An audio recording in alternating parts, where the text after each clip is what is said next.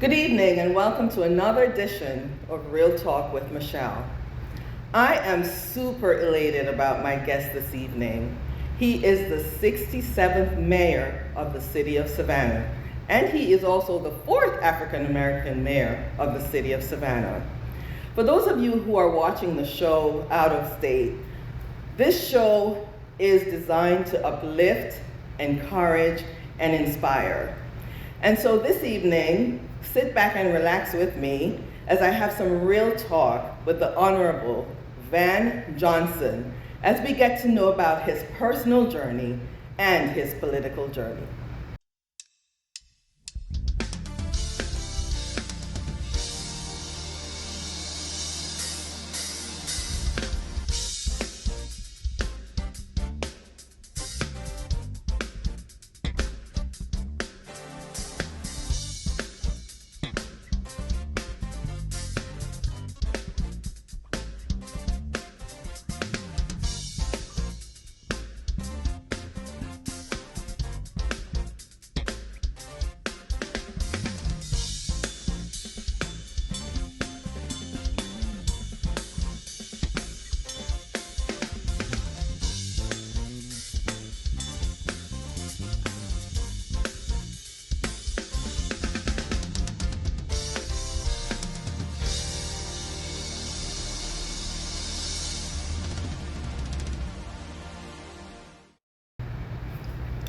Mayor Johnson, thank you so much for being here this evening. Thank you. Honored to be here. Thank you. I truly, truly appreciate it.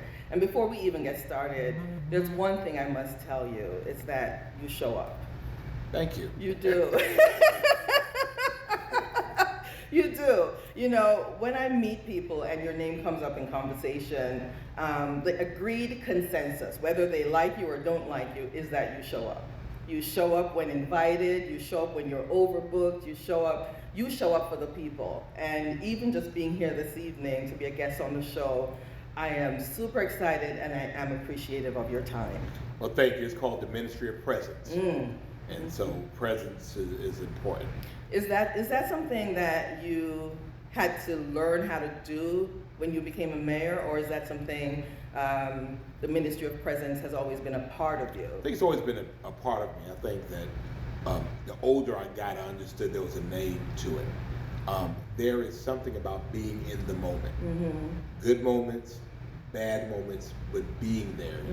You're seeing, you're experiencing in real time, you're feeling what people are feeling.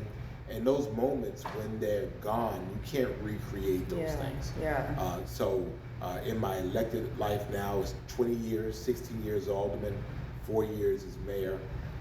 And throughout my personal life, my friends, my family, just being there, being in that moment is something that I think is, if there is a spiritual gift, that's probably one of mine. Yes.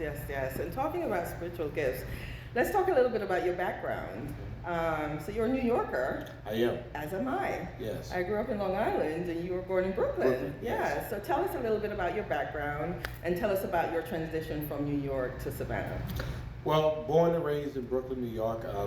For those that are familiar, in the Brownsville, Crown Heights community.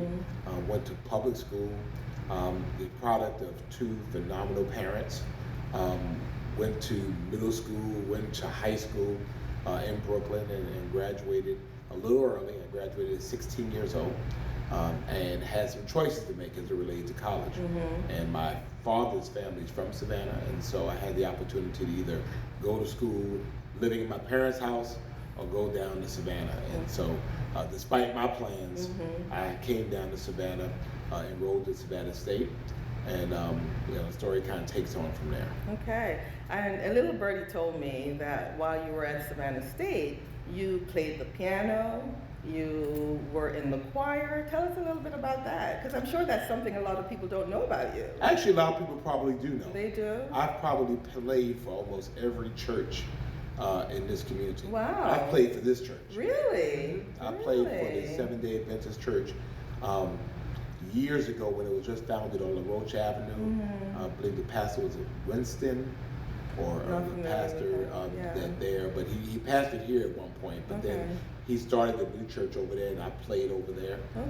So I've been around in musical circles. I've sung with the Savannah State Wesleyan Gospel Choir, which is renowned. I've had my own choirs as well, so pretty established in the music scene. I still play every Sunday for a church. So I maintain that throughout my elective service. And so it's pretty. It's a big part of the service, again, ministry and presence of what I do. Well, that's nice. That's nice. So you do have that religious background. You did grow up in church, and you're very active. So that's good. My parents made me go to church. Yes, I remember those days. Same here. You didn't have a choice. And when you get old, you don't depart from it. And so, again, the older you get, you start seeing, you live your life looking forward, but you understand your life looking backward. And now all of a sudden, all those things start making a whole lot of sense. That's very profound. I like that. So as we prepared for this show, we talked a little bit prior to the show. And one of the questions that I asked you was, what made you make the choice and the decision to get into politics? So we know that you served on the council, alderman for a long time, but did something particular happen where you said, okay, I need to make a change, I need to do something, that made you decide, okay, I want to run for the mayor of Savannah? Did something particular happen? Not really. What would happen to me, and I think my life story was that I would get to a certain juncture in life, and I would look, and there's a door there. An opening. Right. And I mean, I didn't ask for it. It was just there. Blessing. And it was the natural progression of things. So, I had served in this community. I was a radio personality on WSOK. I wrote for the Savannah Tribune. I was heavily engaged in the community. I was on a bunch of different boards. I ran youth programs here. And, just served. And one day the opportunity came out where actually it was one of the young people I mentored and said, well, why don't you run? And I'm like, I can't do that. And they said, well, you can't say the word can. Never say never. And the door was there. Wow. And so I went through it and got on city council, served for 16 years, 4 terms. And again, I went from being the youngest person on city council to the youngest person on city council with the most tenure. And again, after those 4 terms, there was another door there. And so I walked through it and became the 67th mayor of this wonderful city. And, that's just kind of that when it was time, the door was there. Yeah, the progression, the natural, the blessing as well. The Absolutely. Blessing as well. So tell us what the responsibility of being a mayor is like. I know that when I think about you as the mayor, what comes to my mind is you get blamed when everything goes wrong, right? That's pretty much it. Right? There's a pothole in the street. My fault. I know, right? The guns, and we're the ones shooting each other, but it's your fault. But when the Savannah Bananas are winning, nobody says thank you. My fault, they're here. Right. So what has that been like? What has carrying the responsibility of a mayor been like? Well, the mayor is the official head of the city of Savannah government. Now, what does that entail? That entails about 2,500 employees, about 150,000 citizens, a budget of about $500 million, and over 15 million tourists who come visit you every single year. It does not mean that I have the magic wand to fix what's wrong with everybody's life. Right. Although oftentimes people think that they call me about all kinds. I mean, I remember I got calls to the office, and a lady called and she said, y'all need to bring Brittany Griner home. Y'all know y'all wrong for that. Go bring Brittany home. Bring Brittany home. But you hear those things. And so you get blamed. So I've often been told that a good public servant, half of the people are mad at you half the time. And so, in that case, you're always walking that very fine line. of really doing what the right thing is, and just understanding that people are going to be upset with you. So for us, the city of Savannah provides a variety of municipal services, police, fire, and the first things that come to people's minds: trash, sanitation, park and tree, water, and providing water, sewage, and sewage services, but also neighborhoods and economic development, creating for us lately affordable housing, and dealing with issues that affect people and how and where they live. And so we have an incredible team of public professionals that help make that happen every single day. And so when they do their job, 99% of the time, no one ever notices, but if they don't, then it's an issue. But then you don't take it personally. People pay us for services, and we need to deliver those services. As you talk about a list of the services that you oversee, let's talk about, and I want this to be more so on a personal level about getting to know you better. But of course, being the mayor, there are some issues pending. So let's talk about the homelessness here in Savannah. We have Section 8 housing. We have a voucher program. Now, the city does not operate it. It's operated through the Housing Authority. The authority of, And so they administer what's called the Housing Urban Development, the HUD Section 8 program, the vouchers that they do, the low-income housing units such as Yamacraw, Fraser Homes, Kane Homes, and those things. So we have them. The challenge has been, over the last couple of years, particularly with a very hot housing market, is that landlords are not accepting them. And you can't force them to accept it. Now, there was a time when I'm a landlord, all you wanted was a Section 8 because the Section 8 housing, it paid more than usually the market. Now the market has exceeded the voucher, and so people just I can get more on the market than I do. So as a result, I might have a voucher, but the voucher is not getting me anywhere. And so that's been the challenge. Or you have the voucher, but the rent is so high that you have to put money with the voucher to meet that. And so some people just can't afford that. Well, I guess it's not just here in Savannah, it's a growing problem everywhere. It is all over the country. We have nationwide. A housing market that's on fire. This city is on fire as it relates to that. People are moving here from all over the world. They want to move here. They're coming from places in which they've made more money, and so their money spends. New Yorkers' pensions spend very well down here, so they come where they've lived in an apartment for 30, 40 years, and they can give them a house and a yard and swimming pool, and so they're putting that money down, and so what happens is it prices out people who are here, and so that's why we get a lot of people calling saying, hey, I get calls all the time. You want to go buy your house. Don't sell your house. You have to know and understand the value of that which you have. And so if they want it and they're offering you money for it, you better believe it's double what they're offering you for it. And a lot of our people really don't understand that as well. And especially if it's been passed down. Historically and even biblically, wealth has never been in money.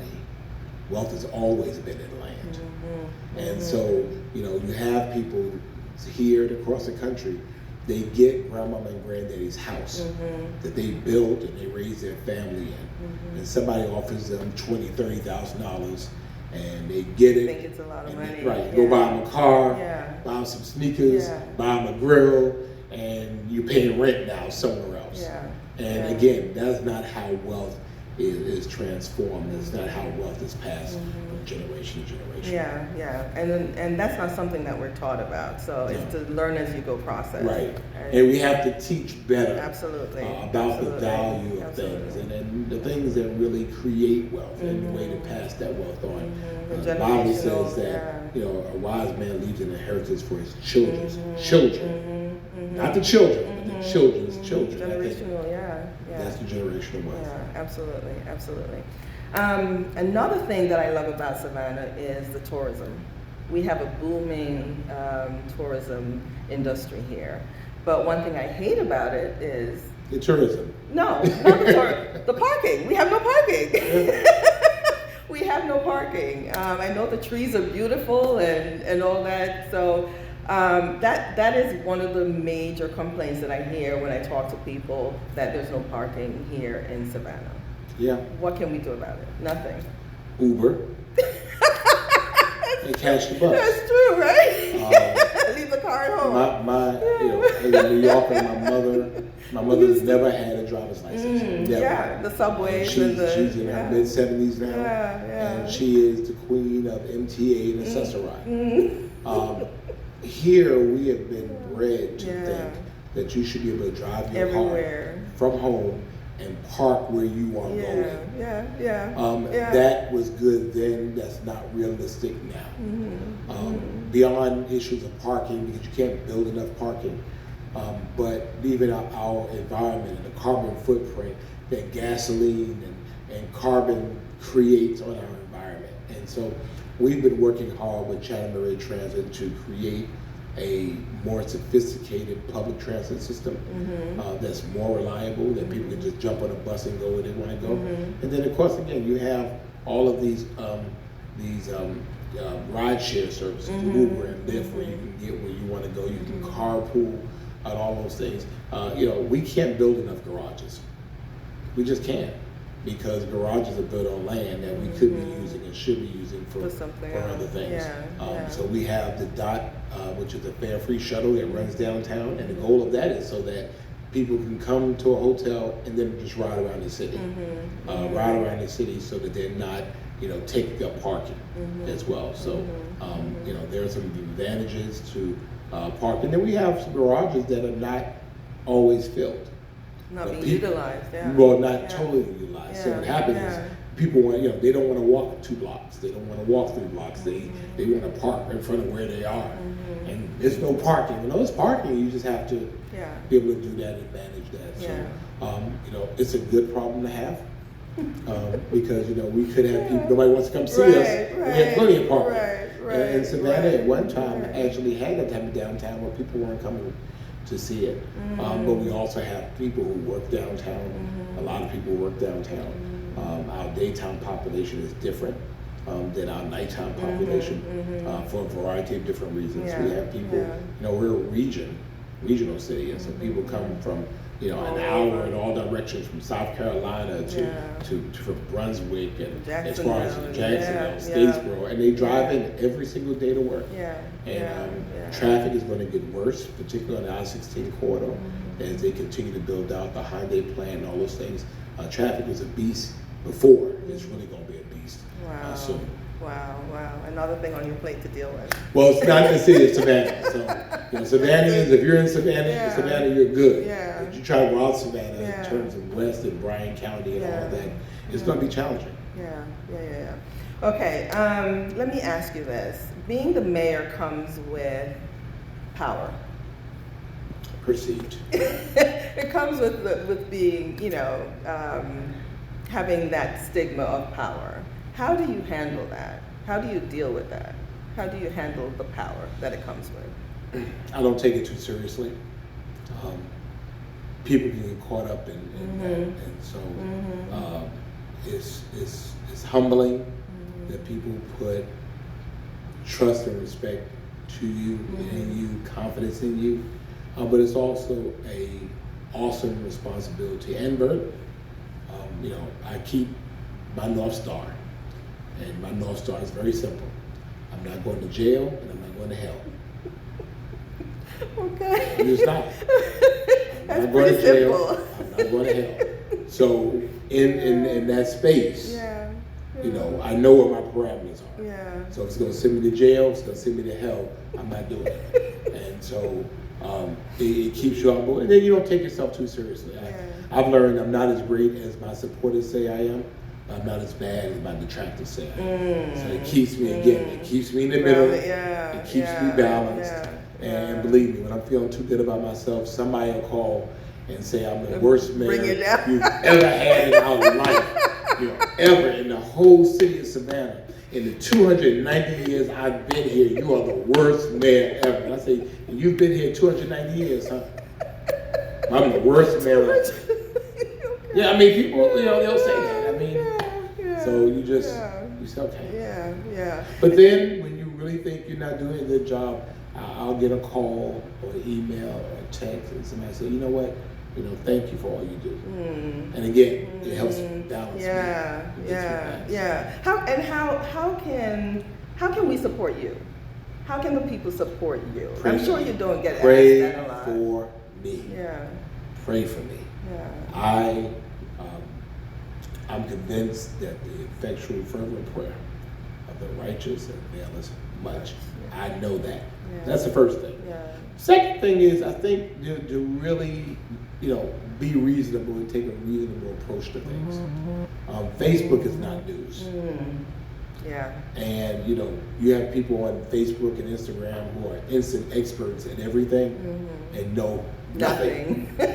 But if you listen to them, they know everything about everything, and they're just as wrong. And that's when you have to respond. I've heard about a few responses. A few Facebook interactions. I just told you to pray for me. I'm from Brooklyn. That personality, that New York personality. My clapback game is strong. If you come for me and I ain't send for you, you might catch it at the wrong day. And sometimes I haven't sent for them, but they come for me. And so they're going to get dealt with. I try hard, but you're not going to just talk to me any kind of way out your mouth and think I'm not going to say something to you back. Yeah. I think that's another consensus too in talking to people that comes, and another agreed consensus. I can only be me. So the guy was telling me the other day, I was talking about COVID and telling people, we need to, start considering wearing those masks again. I'm not wearing no mask. I don't care what you say, I'm not doing it. I'm like, do you? Yeah. Go stand in front of somebody and take deep breaths. Just, I know I felt bad after I said it. Then after it was like, you tried me, don't try me. The Lord's still working on me. Don't try me. He's working on all of us, especially New Yorkers. But don't try me. Just because I'm the man don't mean I won't get with you. You're not going to talk to me in your kind of way. You're not going to disrespect me and expect I'm going to stand and be disrespected. I'm a public servant, I'm not a public dog. And so I have enough respect for myself, and if you come, I'm come. And sometimes that happens. A lot. It is what it is. Matter of fact, we just had our Hispanic Heritage Day, and I proclaimed the day, and we had a parade. I was a grand marshal, and I'm walking the parade, and then, why are we having Hispanic Heritage Day? What about all of them coming over here and taking our jobs and taking and I said, you feel the same way about black people, don't you? Obviously. You said the same thing about black people so many years ago. No. Then who are they? They are Savannians. They're Savannians. And so sometimes you have to challenge that type of backward thinking that stops us from moving ahead. And so I will challenge it. And sometimes people don't like that. That's just who I am. So tell me also, how do you balance? How do you find a balance with the responsibility of being a mayor and your personal life? I don't. Your family. Tell me more about that. It's tough because when we started, I tell you that you show up. You're everywhere. It's very difficult. So people expect you to show up at everything. And then if you don't show up, you never show up at anything, although you've come before. So my days are very long. Double book sometimes. Triple book sometimes. It's easy for me to have done 12 events in a day. Wow. Funerals, I perform weddings, I go to galas, to a football game, all in the same space because people, want you to be there. It has been hard. I'm trying to work harder. I have parents in New York that are aging and have some health challenges, and so I have to remind myself I'm a son first. And so some days I'm sorry I can't be there. I have to go see my parents. And if you can't understand that, and one woman said, well, I guess I'll remember that at election time. I said, no, remember it now. Because the fact of the matter is, I won't always be a mayor, but I'll be a son. Yeah. And if you can't understand that I need to spend time with my parents, then I don't want your vote. Yeah, they have to humanize you. They have to remember. Again, my days are very, very long, and so it's But I try to show up and be in place, and it takes its toll on you. It really does. Yeah. Do you have siblings? I am the oldest of 5. Okay. So I have, as myself, I have 3 sisters and then a younger brother. Are any of them in politics as well? None of them are in politics. Okay, just you. Just me. Okay. All right, that's a good balance. Okay. So let me ask you another question. We've heard of and seen, other politicians and mayors fall from grace. How do you protect yourself from that? I'm not going to jail. I'm not going to hell. The North Star. Okay, we'll just. I'm not going to jail. I'm not going to hell. I'm not taking no money from anybody. I'm not sleeping with nobody else's wife. I'm not going to jail. I'm not going to hell. If it don't belong to me, I'm not going to take it.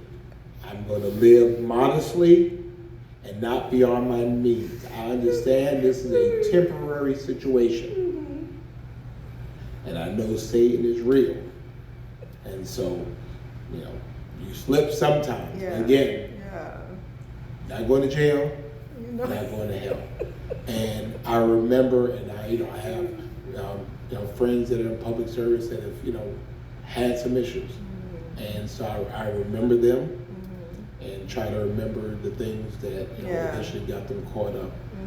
It's a very challenging situation, and it's the same thing in everything and everybody. I mean, we all live on a tightrope. That the winds, and I'm not saying that it won't happen, but I say that I strive every day just to do right and try to treat people right, treat people the way I want to be treated, and to make sure, for me, more importantly, beyond the Lord, I have parents that I don't ever want them to ever be ashamed to say, I see parents that their children have just really wrecked up their name.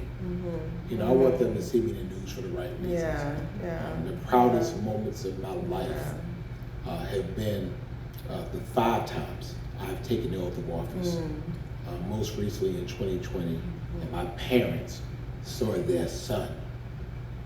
My father, who, because of Alzheimer's, doesn't even know me now. Oh, wow. But in 2020, in a city in which he had to ride in the back of the bus, in a city in which he had to use segregated bathrooms, that his son became the mayor of that city. And for me, that was a very, very proud moment, and that he was able to see it and experience it. That, that someone bearing his name, for the vision is yet at an appointed time, but at the end it shall speak. Though it may tarry, wait for it. Wait for it. And so, I'm the hope and dream of the slave. Folks praying for me, they didn't even know. They said, one day we're going to have an African-American mayor. One day. If we just hold on, we don't know how God is going to deliver. We don't know when God is going to deliver. But we know He will deliver. He does. And so I'm buoyed by the prayers of those who didn't even know who I am. Hence, for me, then lays a responsibility every day to not go to jail, not to go to hell. Because I am the personification. We are the personification of people who invested in us without even knowing our names. And so when you think about it, it's a very humbling experience. It's a very weighty experience, but it makes you not only so grateful, but it really makes you dedicated to the task at hand. Wow, that was a sermon in itself. That was. And the doors of the church are open. It happens to be sometimes. Yes. That was very profound. You got me happy. That was very profound. That was very profound. But it's true. Yeah. And so you look at it again. You live your life looking forward, but then you understand it looking backwards. And so when you look back, and we should all look back, and you look and you see how things happen. You see what happened. You try to figure out why things happen. Yeah. Then all of a sudden, stuff that you were like really upset about, all of a sudden starts making sense. Yeah. And that was me. Yeah. Wow. I remember.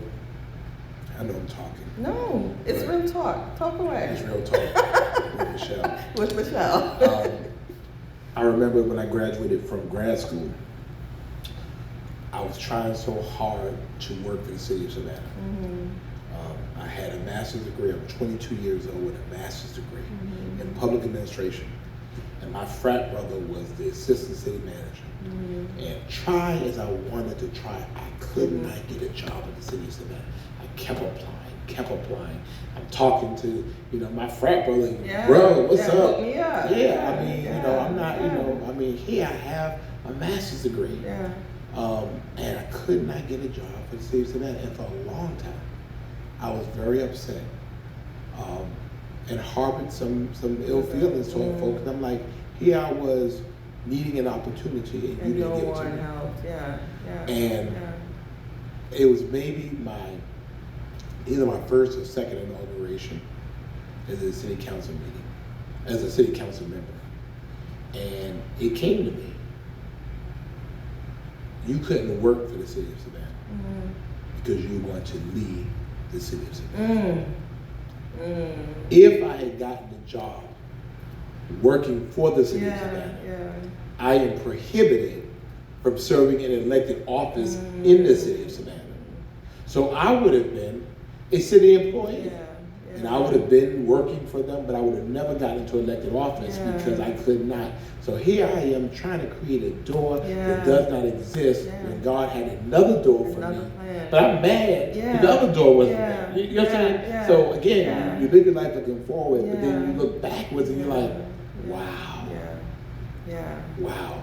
So here I am fighting against my own destiny. Knocking and kicking that door. Mad at folk and trying to draw a door. And no, it's a wall. And it's a wall for a reason because there's a door there. And so that was, it's those things. Again, you understand your life looking backwards. It's like, wow, okay. Wow, interesting. He has a plan. We always have our own plans for ourselves, but he always has something better for us. Always something better in store. Way more interesting. Yes. When we spoke on the phone, I asked you if there was anything off limits, and you said no. So I'm going to ask. I'm going to change my mind. I just thought about that. What are you doing? I asked. Some stuff. I asked. No, I think inquiring minds want to know. I'm going to embarrass you in your own show. Oh my goodness. Real talk with Michelle. Oh my goodness. No.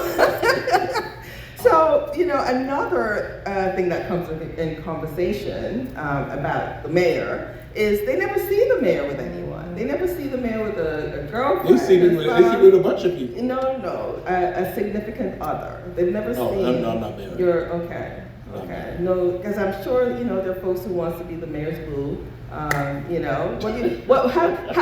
Does being a mayor make dating difficult for you? Because it makes dating difficult. Do you use your dining privileges and your private and do you have them sign an NDA or how? Tell me a little bit about it. Well, tell me a little bit. Real talk.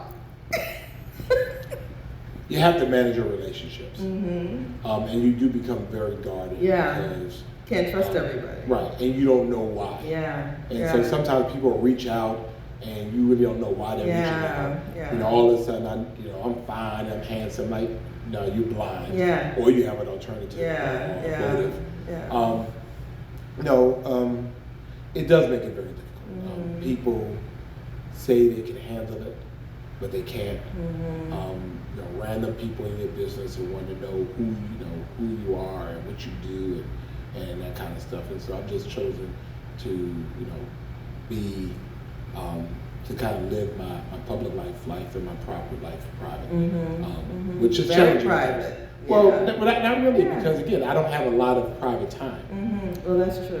And That's so, true. I mean, by the time I get home, I've crashed. Yeah. And I wake up in the morning and I'm gone. And believe it or not, although a lot of women will say, oh yeah, I can handle it. No, they can't. Yeah. Because when they see the grind of it all, Mm-hmm. it's not all glamour. Yeah. It's meetings, it's canceled trips. Yeah. It's stuff that they can't go on. Yeah. It's all of those types of things. So it's often very challenging, and it challenges even married relationships, especially if you're doing it right. So, but no, I kind of work hard at what I work hard at. So, the leads to speculation. He gay? No, I'm not gay. But of course, people, Well, listen. You make up narratives where they are. Yeah. I'm not. I'll take a good boo. You take a good boo? So Janet Jackson and I made up. She came to Savannah in April, and we made up. You made up. We made up. Okay. Well, thanks for being honest. I think one day. I think people, they talk and they come up with their own assumptions, but no one just comes out and asks you. One day I would hope to be married. Yeah. I think the older you get, though, the more you understand yourself, the less, you get set in your ways. And so oftentimes for me, I'm so public and I'm so extroverted. My necessity. When I get home, I shut down. I concur. And I remember I was in a relationship with a young lady, and her thing was, you're just out there, and then you get there, and you just won't talk to me. You won't talk. You've been talking all day. Tell me what's going on. Tell me. And she needs to be a part of the day conversation. Right. And it's just like, and so you just kind of want to gather your thoughts. And it takes a lot of energy, and so you manage it. So you manage it. So, Okay. One day I might. You might surprise us all. Yeah, absolutely. But the other side, you just don't want to subject people to your life. Absolutely. Because it's not very. Now, I guess if you go into it now, if I was married 20 years ago when I got in public office and they grew into that, it's fine. Yeah. But to bring someone into. I used to get into trouble just being a musician in church. Oh, who's that looking at you? I see them looking at you. Or who is that person? They said hello to you, and next thing you know, oh my goodness. They liking your Facebook page. They liking your Instagram. Who's that saying hey boo? Who's that on your birthday? Who sent you that heart? Oh my goodness. There's nothing like some peace, isn't it? You go home and there's peace. There's nothing. Woosah. There's nothing like And so at the end of the day, sometimes you do. Yeah. You do. Yeah. So let's go back into politics a little bit. What is it that you are most proud of in your tenure so far? That I'm most proud of? Yeah, that you've done and accomplished so far. That we were able to keep the city safe during COVID-19. Okay. In the county, we lost 900 people, but we worked with our businesses, we worked with our residents, we worked with our houses of faith to really put some things in place that kept people safe. We were the first city in the state to mandate mask wearing. It got me into some trouble with the governor, but it kept people safe. We talked about, keeping the faith and following the science. We had houses of faith to shut down in-person services, which we know kept people safe. And so I think that's what I'm proudest of. But more importantly, I've been able, hopefully, to instill a sense of pride and swag about Savannah. Everybody talks about, Atlanta. No, Savannah, we don't want to be Atlanta. We don't want to be Charleston. We want to be Savannah.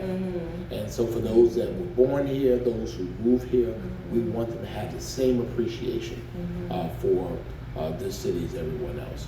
Additionally, we work very hard to help bring some equity to the table. I'm very proud of a recent $6 million deal with the Georgia Ports Authority, and which will hope to help with affordable housing and help people fix up their homes in the West Side neighborhoods, which are traditionally black and more disadvantaged than the rest of the city.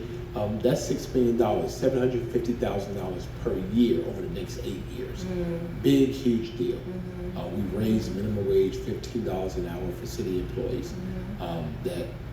That's a big deal for me. Being able to ensure that our taxes are the lowest rate that they've been in 35 years.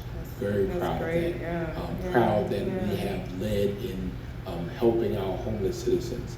We're building tiny homes on the east side that people will be able to live in and then help take them off of homeless and move them toward self-sufficiency. And then the other thing I'm probably most proud of beyond that is that I go into schools and I get to see young people. And I'm the first person that they've seen on TV for real, and they're looking and they're like, wow, I know you. And I get to tell them, you're beautifully and wonderfully, fearfully made. You can do all things. You're smart, you're pretty, you're brilliant, you're handsome, and you look and you see the sparkle in their eyes. And if that inspires them to move forward, I want to plant seeds to build trees or raise trees under shade that I don't expect to sit. Wow. And so I had that ability in this position to speak life to people, and people accept that life. And so, for me, that's what it's all about.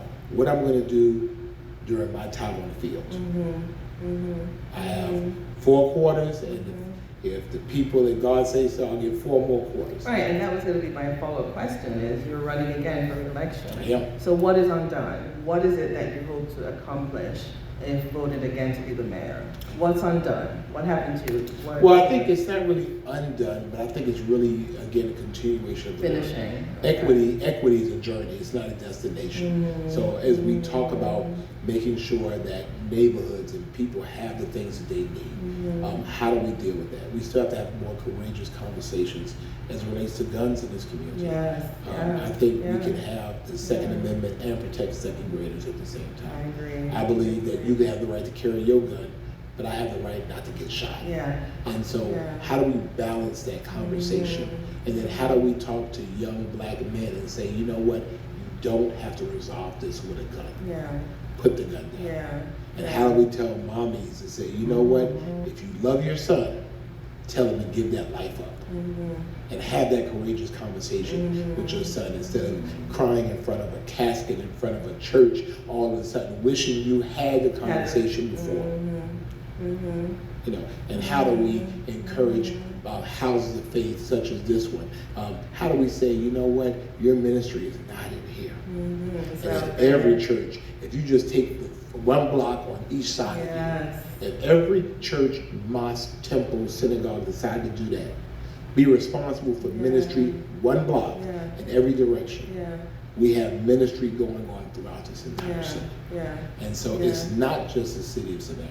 I didn't come here to be a savior, I came to be a servant. And so in that, how do we help convene people to understand and realize the great best of themselves? And so it's hard work. But it's work that when people learn to work together, then working together works, we all get better from us working together. Does it keep you up at night? It keeps me up every night. I got Netflix, so. I got the cheap account, but I gotta watch the ads, but you just go ahead and watch a movie till you fall asleep, go back to where you were and keep it going. Wow, it's a lot. It's a lot of responsibility. It's a lot. It's a lot of weight to carry, to know that you have the weight of the city on you. It's a lot. It's a lot. But as we prepare to close, a little birdie told me you had how many birdies you got now? Quite a few.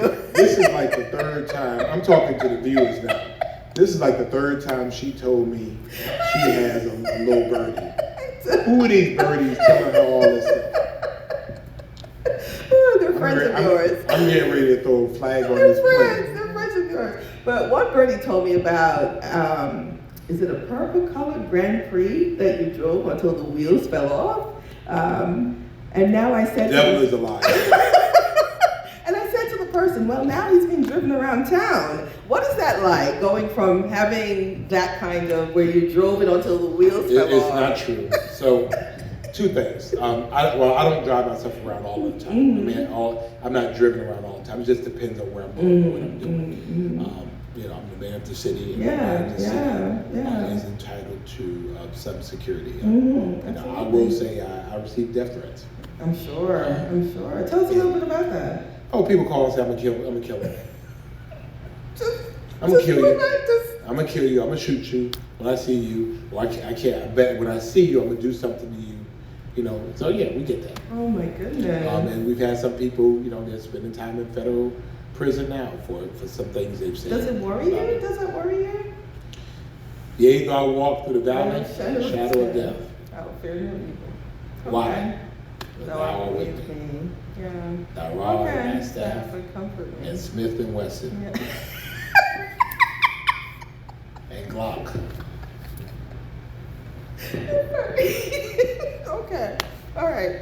Rod and staff, Noted. Smith and Wesson. I mean. Noted. Okay. All right, Mr. Mayor.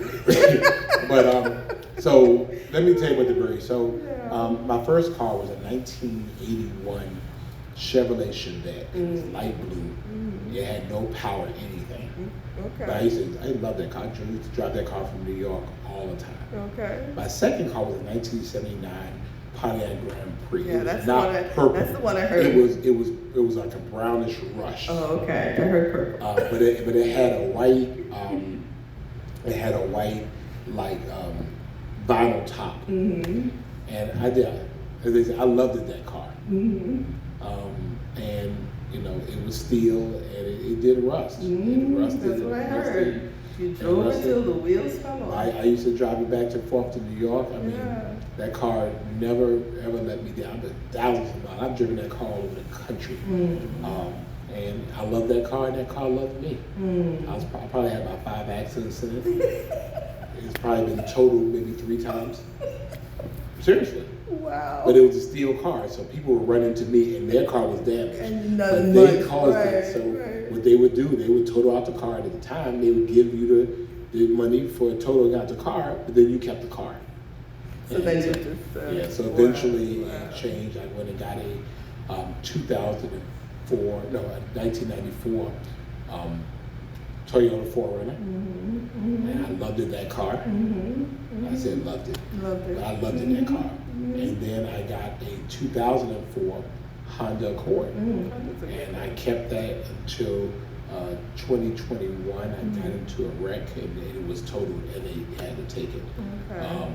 But you know, I mean, I think when you get things, you take care of it. So you know, I've never been one. I just got my first car note in 2021. Wow. My first car note ever. And I cry about it now. That's good. But you know, you take care of the things God gives you, and so you know, I rode them, and you know, I've just never been one. You know, got to have to run out and go and I'm cheap. That's probably why I'm not married. So I'm like, you know, okay. I was in college, and the Pontiac, because it was rusting, when it would rain sometimes, it would leak. hard. Yeah, it would get through the seal, and it would start leaking.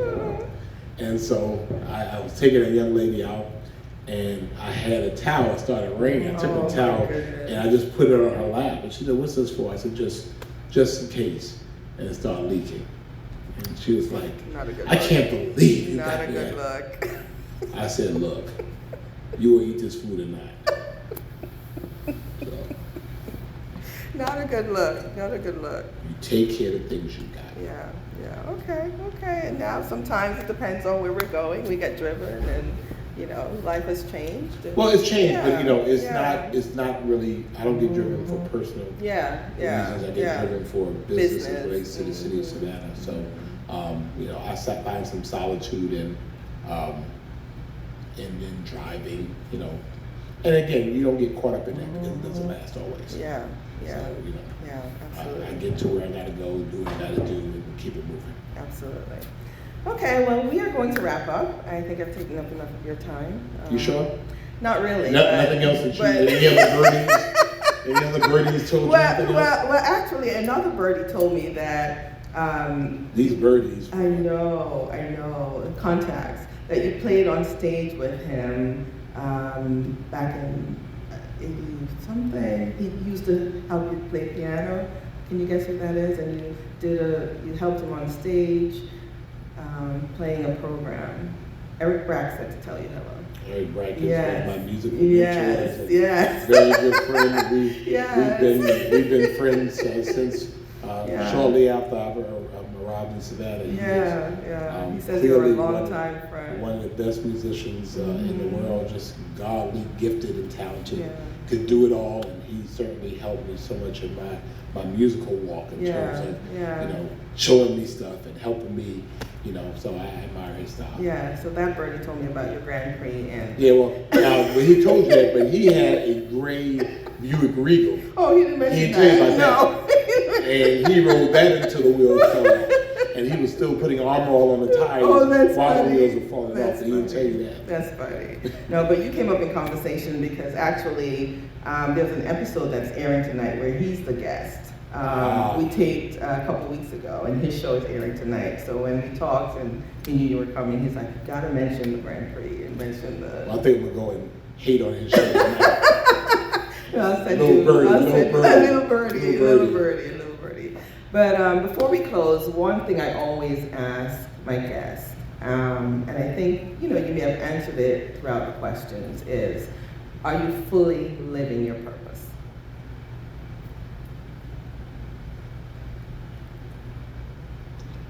At this time. Okay.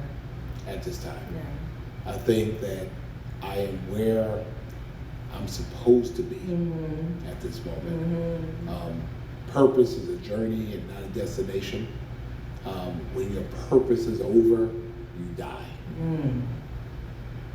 And so I don't want to fully live my purpose yet. Yeah, because it'll be over. Right, because the Bible talks about they lived and served and then they died. And so I want to meet the Lord, not today, and not tomorrow either, and not the day after that.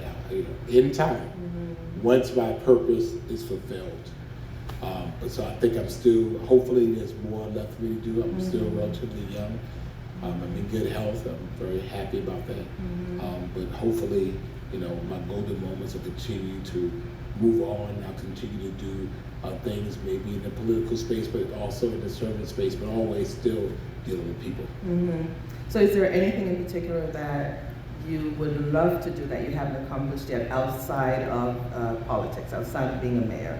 Personally, is there one thing that you wish to accomplish? Travel. Okay. My offhanded goal is to visit all 50 states, all 7 continents, and put my foot in every ocean. Wow. So, that's an amazing goal. That's been something I've kind of kept. So the older you get, and like these kids nowadays, these kids like travel all over the place. I'm like, hey, why wasn't I doing that? So some of my travels have been very intentional. To Ghana, to Nigeria, but then to China, to Japan, to Brazil, to Germany, to Ireland, most recently. We are hopefully preparing to sign a sister city agreement, a partnership agreement with Accra, Ghana, because it's important that we as African Americans remember home and remember and give back to this country. The most amazing thing I've learned about Ghana and Nigeria, these are African people, and they are our people, and they don't have the opportunity that we have just because of where they were born. Nothing else. Nothing. I mean, I look and I talk to little Ghanaian or Nigerian kids, and they're working hard to get their education. And one time I asked a kid in Nigeria, wow, you're learning Latin. Why are you studying so hard? He said, so one day I might be able to go to America. and get my education and come back here and help my people. And I'm like, wow. And I look at kids here that take education like it's a joke.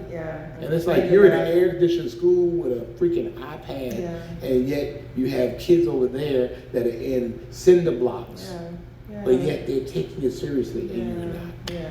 You know, I saw a guy and saw him standing there one day, and he was saying, he said, it is a good day. He said, the Lord has been good to us. It's a good day.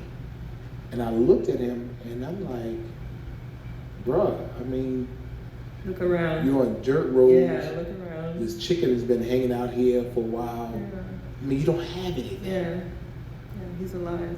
And he says, but I know that God is smiling on us. And I know things will get better. So it's a good day. And that convicted me, because I'm sitting here saying, I'm seeing your life through my eyes and not seeing how you see your life.